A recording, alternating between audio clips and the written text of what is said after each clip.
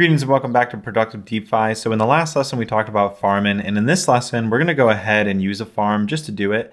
But the main purpose of this lesson is not going to be using farms because they're largely similar to the liquidity pools that we discussed before. The main purpose of this lesson is going to be to teach bridges, which is a very important concept when it comes to cryptocurrency. And you pretty much are at the point now where you are going to be transitioning into becoming self-sufficient. And in this lesson, we're going to start taking our first step towards using similar but different protocols, because last time we talked about SushiSwap, and then we briefly discussed how PancakeSwap and QuickSwap are basically just similar protocols to SushiSwap. They're just different DEXs. So they're just different decentralized exchanges, and they have their own sets of pools and farms. And this is part of the process of DeFi, is basically looking around, trying to locate which protocols are offering the best yield and are in the highest demand by people using the blockchain. So this is just really a stepping stone though, because in the next section, I'm going to teach you how to be really self-sufficient with all of the different protocols that are in blockchain. But we're going to start using similar but different protocols in the blockchain because I just want to prove to the point that these are pretty much identical to SushiSwap. So just because I'm teaching you one protocol, you're pretty much actually learning the skill about how to use them all. They just have a different interface and they look a little bit different. They have different places for buttons, but ultimately they're going to work the same and they're going to interact with our MetaMask. So we're going to go ahead and we're going to use another one of these protocols. So for the purpose of this lesson, I think what we're going to use is we'll go ahead and just locate an opportunity that looks attractive. So it looks like I have QuickSwap open up here now, and I see that they are offering 44% APR here on a farm that pays us with Quick. And it is also, it's a farm that requires ETH and Avi. So if you remember, that's actually the lending and borrowing protocol that we use. So I think it might be fun to kind of like, use their native token. So you can see they also offer their own native token. And it looks like their token has lost a lot of value over time, but we can actually see here that it's actually increasing over the last year. It's actually up. So it actually looked like this might be on an upward trend. So this could be a potential opportunity and maybe be a decent candidate that we wouldn't mind holding in a liquidity pool as well. It could have that bonus factor that it may appreciate in a nice value. And of course, the other token that they have here in the pair is ETH, which we definitely feel comfortable with ETH, right? Because Ethereum is the second largest market cap blockchain other than Bitcoin. And lately it's also been trading in uptrends. So these pairs have a very similar trend. They're kind of on the same route. They're kind of going up and down together. They're on a little bit of a different cycle from each other, but they're very similar in nature.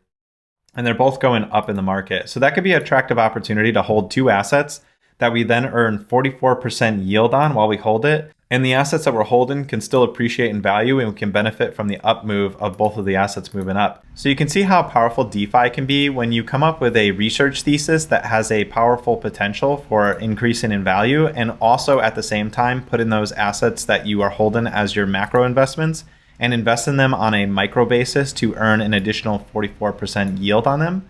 And so we're going to talk about the macro and micro research in the upcoming section. So I'm not going to go too deep into how I reached this conclusion. And I'm personally just using this as a demonstration purposes. So this is definitely not financial advice or necessarily my research thesis in this case. But it's a good opportunity to demonstrate that if that was our research thesis, that both of these assets are going to move up in tandem with each other and acquire value, and we've located an opportunity to additionally earn 44% on them, that could be a very powerful explosive factor that could lead to multiples in our return on our investment. So I'm going to go ahead and use that as a demonstrative opportunity to go ahead and invest in this farm here on QuickSwap with the ETH and the Avi token, under the assumption that Avi is a proven protocol where people are going to be lending and borrowing, which will also further drive up the price as cryptocurrency becomes in demand. Again, not financial advice, just a way to demonstrate where opportunity may or may not exist. Now, in order to take advantage of the farm here on QuickSwap, we need to get these assets for the ETH and the Avi. If you'll notice here though, however, the Avalanche protocol is not supported here on QuickSwap. So what we're going to do, since this opportunity is available on Polygon, we're going to learn about bridges in this video and how to bridge our assets over to Polygon. Now, I know that we could come in here and we could just very simply buy some Polygon. And then after we buy it, we could just click send, and then we could send it to our wallet. And then we would send it over the Polygon network. So you can see here that we can send it over either the Polygon network or we could send it to the Ethereum. And we want it to come over to the Polygon network so we can take advantage of QuickSwap. So in a way, Coinbase supports bridging because it allows us to bridge between either the Ethereum network or the Polygon network when we're sending the Polygon Matic tokens. So just so you know, the Polygon tokens are referred to as Matic. And I guess I should just briefly mention that Polygon is a layer 2 network that's built on top of the Ethereum network, but allows you to transact at much less fees. And we can see that if we go to preview the send here on Coinbase, we can see that it's only 4 cents to transact over Polygon. So it's very cheap, just like Avalanche. But for the purposes of this video, this is just a different blockchain network that is separate from Ethereum and from Avalanche. And you don't need to worry about the inner workings of how Polygon works. We'll talk more about those kind of concepts in the research section of this course. For the purposes of this lesson, we just simply want to use a different network. Just like we've used the Avalanche network before and the Ethereum network, now we want to go ahead and add another network and add the Polygon mainnet. So MetaMask allows us to manage interacting with all these different networks, and it's aware of all the different networks, and we can always add more as they become available. And we can see that we currently have nothing in our token. Again, the Matic is the native coin of Polygon. And so as you already learned in the previous lessons, we're always going to need that native token in order to pay for the network fees. So we're definitely going to need to acquire some of this at some point. But instead of using Coinbase directly to send our funds over to the wallet, which you already know how to do, I'm going to introduce you to more concepts. And this is going to help you on your journey as you become more and more self-sufficient in blockchain technology. And I have a whole video dedicated to becoming self-sufficient in the upcoming lessons. So coming back to the main idea here in this video and taking a big step for you to become more self-sufficient is learning about bridges. So essentially what bridges are, they basically allow you to transfer assets from one blockchain over to another. And the way that they do that is you basically lock up your assets on one blockchain and then you get minted new assets on the other blockchain, because you can't technically send the assets between the blockchains. But from a user's perspective, it does feel like you are transferring your assets over to the other blockchain. So the technicals it's a little bit more technical than that. But if it's too confusing to think about locking up and minting, then from a user's perspective and a use case perspective, you can just think of it like, hey, you can pretend mentally that yes, your assets are traveling over to the other blockchain, because from a user's perspective, that's what it feels like. But the technicals are a little bit different than that. But let's see this in practice. So what we're going to do is on the official Polygon website, polygon.technology, what we're going to do is go into the solutions. Now, under the solutions, they do have a newer technology called Polygon ZK EVM. That's newer. And at the time of recording this video, blockchain protocols are still adopting that. So the original network is the Polygon proof of stake, the POS. So I'm going to go ahead and use the current network. So I'm going to go ahead and use that. And I'm going to come in here on their official website and locate where they have information about bridging. So they have a safe bridge here. And if I click their safe bridge, it brings me over to the Polygon wallet. It looks like they're still trying to enforce and try to have us use that new protocol, the ZK EVM. And basically, you don't have to worry about that, what that is for the purposes of this video. They're just trying to make it more safe, secure, faster, cheaper, all that good stuff. But this protocol, this new network layer that they've added into Polygon is still being adopted. So I'm just going to go to the traditional proof of stake, and I'm going to use the native bridge under that one for now until the other one becomes more popular. So if we go to QuickSwap, we can see that on QuickSwap, they have the Polygon network as well as the Polygon ZK EVM. But I'm just going to go ahead and use the traditional one because this is what most people are still using at the time of this video. That'll probably change in the future and over the next year. So you may want to transition over to using this or experiment and look into that further. But for now, I'm just going to use the traditional Polygon network. So to bridge our assets, all we do is we just come in here to this bridging tool that's given to us. And what it does is it allows us to connect with our wallet on the Ethereum chain and transfer our asset over to the Polygon chain. So what we're going to do is so I'll just show you here my wallet really quickly. As you can see on the Polygon chain, we have 0 Matic. We have nothing here in our Polygon chain, but in our Ethereum chain, we have about $60 worth of Ethereum. So we want to transfer some of the Ethereum over to our Polygon, so over to the Polygon network. And so what we need to do in order to facilitate that is we need a bridge that can bridge across these blockchain networks. So I'm not going to send the max. I'm going to send maybe like 0.1 or so. And then I'm going to send that over to the Polygon network. That's what we want to transfer. And let's see. And so it's just giving us a warning. Actually, I'll send a little more than that. Okay, and I'll go ahead and I'll complete this transaction. So this is going to take up to 30 minutes potentially. So I'm just going to go ahead and hit continue. I'll probably fast forward this video so we don't have to sit here for 30 minutes. Why does it take so long? Well, as you know, Ethereum is a very congested network, so it's a lot slower at transferring. You can also see that we have to pay the Ethereum network fees in order to facilitate this. But once we get over to Polygon, once we bridge our assets from Ethereum over to Polygon, then Polygon is a lot faster and it also has a lot less fees. So what we're doing is just transferring over from the expensive network to the more affordable and faster network. So that way we can lock in yields and pay less fees for those yields. and all that good stuff that comes with it. So this is all that bridging is. So while DEXs allow you to swap between tokens on the same network, bridges allow you to bridge assets across networks. With bridges, what you notice is we selected the asset, but when we selected the network that we were going to bridge to, we did not select an asset. Because what we're going to do is we're going to transfer the same type of asset to the other network. So unlike DEXs that allow us to swap between tokens, where we're putting one token in but getting a different token out on the same network, bridges, we're putting one token in, and the bridge takes care of locking it up on the first blockchain network, in this case Ethereum, and then minting that asset on the other blockchain network, in this case Polygon. So again, we have to be very patient here. If we go to the transactions section, we can see that the transaction is still processing. And it did warn us that it could potentially take up to 30 minutes because not only does the transaction need to settle on the Ethereum network, it then needs to go ahead and also do another transaction on the Polygon network. So we're basically waiting on two blockchains to do their own processes in order to complete this bridge. So I'll go ahead and I'll fast forward this video now. Okay, so it looks like I have nothing in my pending transactions. So it looks like that transaction is completed. Let's go ahead and see if that's reflective in our wallet now. Refresh the list. It says one new token. Let's go ahead and import it. And we have wrapped ETH coming through. So we get wrapped ETH. And so going back to that principle of locking and minting, we locked up an ETH on the Ethereum network, and then we minted a wrapped ETH here on our Polygon network. And that's how we were able to transfer some of the ETH from the Ethereum network over to the Polygon mainnet. And now we have almost $40 worth of wrapped ETH here in our MetaMask wallet under the Polygon network.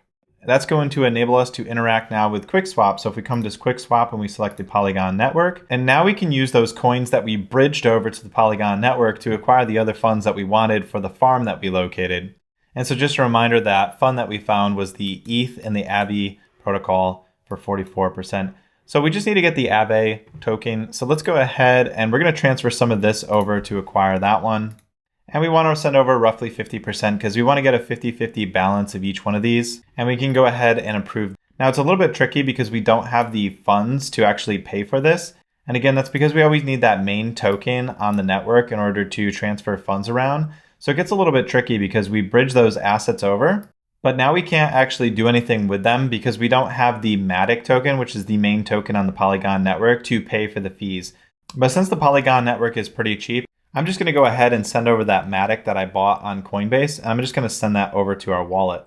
So let me just send this really quickly. And so I know you might be questioning, well, why didn't I just use Coinbase to send over the wrapped ETH over to the Polygon network? And that is a valid question, but the purpose of this lesson was to introduce you to what bridging is. And bridging is very important and will likely come up many times in the future of you using blockchain and doing DeFi, because it does allow you to get those assets from one network over to another. And while Coinbase is great, what if I had no additional funds to really purchase more tokens with? I would still need to find a way to get some of my existing tokens that I have on the Ethereum network over to the Polygon network.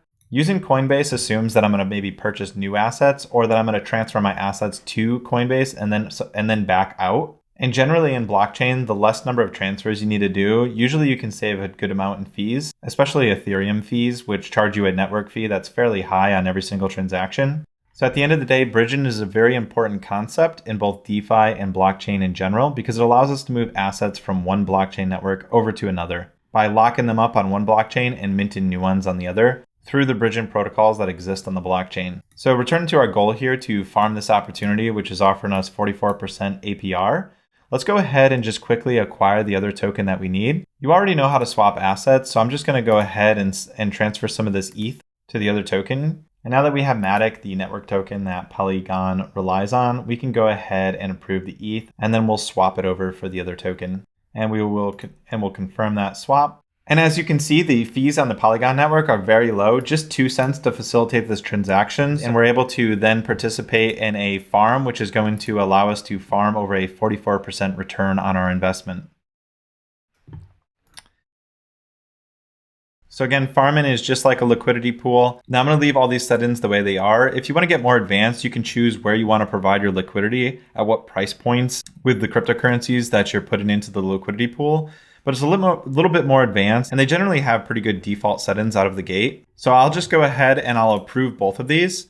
And as you can see with liquidity pools, farming is the same way. You want to generally keep a 50-50 ratio between your assets in terms of what they're worth in US dollars.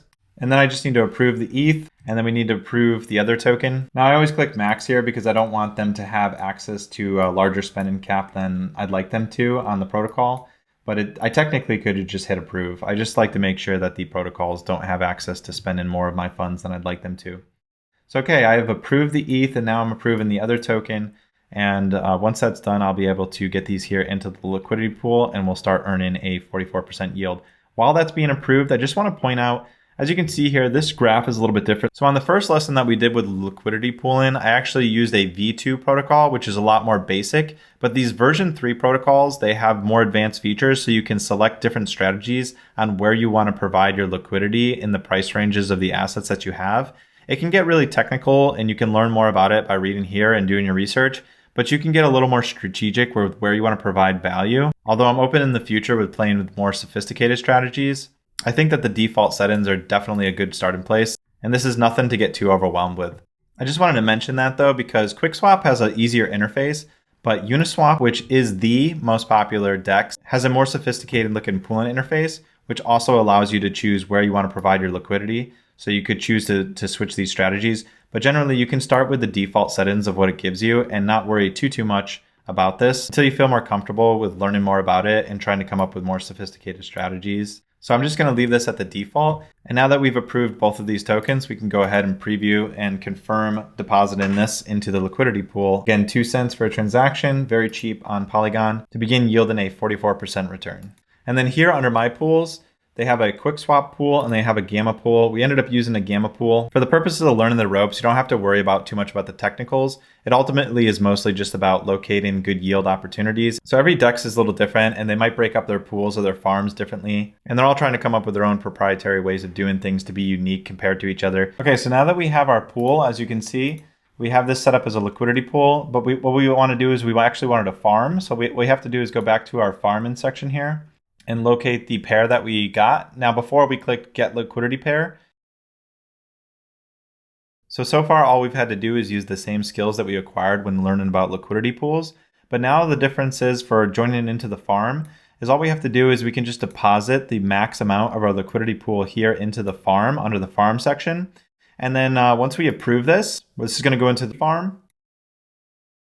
And we approved it, and now we just have to stake it. It's only going to cost us 1 penny in fees, and we confirm. And now this is going to go ahead and stake this into the farm, and it's going to boost our yield significantly.